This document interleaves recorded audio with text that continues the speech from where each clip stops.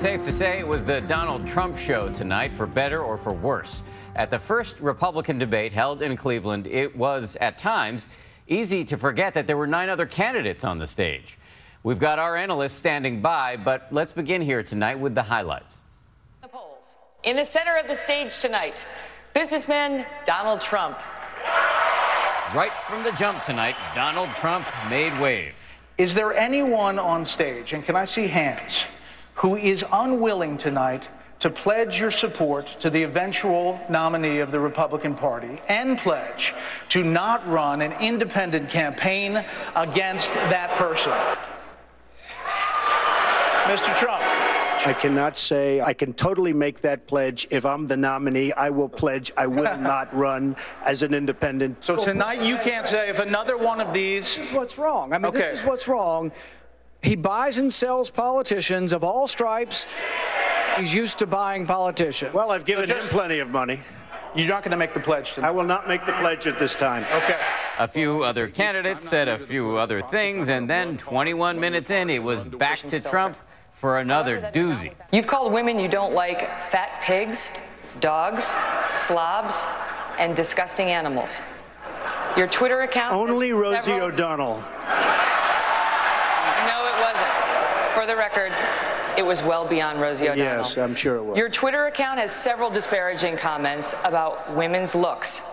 I think the big problem this country has is being politically correct. Moments later, Rosie herself weighed in on Twitter, quote, "Try explaining that to your kids." The testiest moment of the night didn't involve Trump, but instead New Jersey Governor Chris Christie and Kentucky Senator Rand Paul. It was over the NSA's bulk data collection, which Christie supports and Paul does not. I want to collect more records from terrorists, but less records from innocent Americans. When you're sitting in a subcommittee just blowing hot air about this, you can say things like that. You fundamentally misunderstand the Bill of Rights. I don't trust President Obama with our records. I know you gave him a big hug, and if you want to give him a big hug again, go right ahead. Go ahead, Governor. And you know, Senator Paul, the hugs that I remember are the hugs that I gave to the families who lost their people on September 11th. To be sure, there was plenty of Hillary Clinton bashing tonight. If Hillary is the candidate, which I doubt, that would be a dream come true.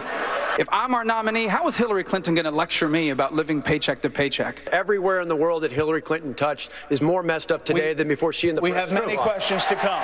Here in the same arena in Cleveland, where the Republican Party will hold its national convention next year. But perhaps the most bizarre riff on Hillary came from the Donald, who talked about why he contributed to her in the past. With Hillary Clinton, I said, be at my wedding, and she came to my wedding. You know why?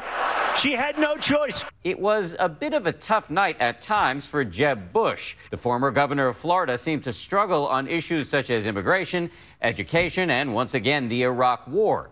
But he did stay above the fray when offered a chance to attack Trump. You called Mr. Trump a clown, a buffoon, something else that cannot be repeated on television. None of which is true. Is it true? No, it's not true. But I have said that Mr. Trump's language is divisive. I want to win. I want one of these people here, or the ones at 5 o'clock, to be the next president of the United States.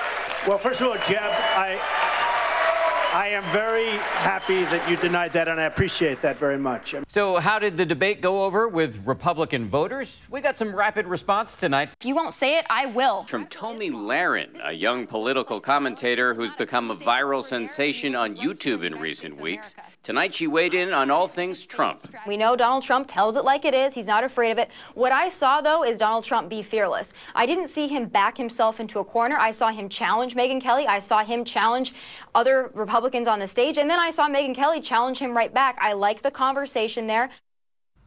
And ABC's Tom Yamas was right there in Cleveland tonight for all the drama. Tom, what are you seeing there?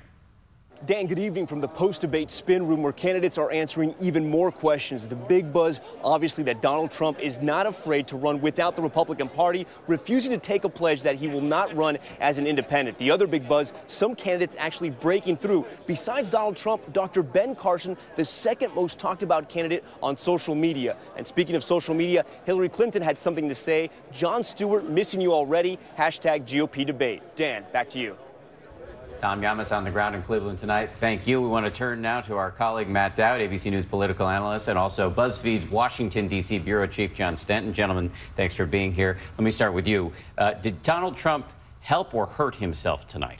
I think Donald Trump had momentum coming into tonight, but I think over the course of the 2 hours, I think it wore sort of thin over this. And I think any momentum, in my view, that he had coming in is stopped by tonight. I think he made a few errors in the course of tonight, some of the engagement that he had with some of the moderators.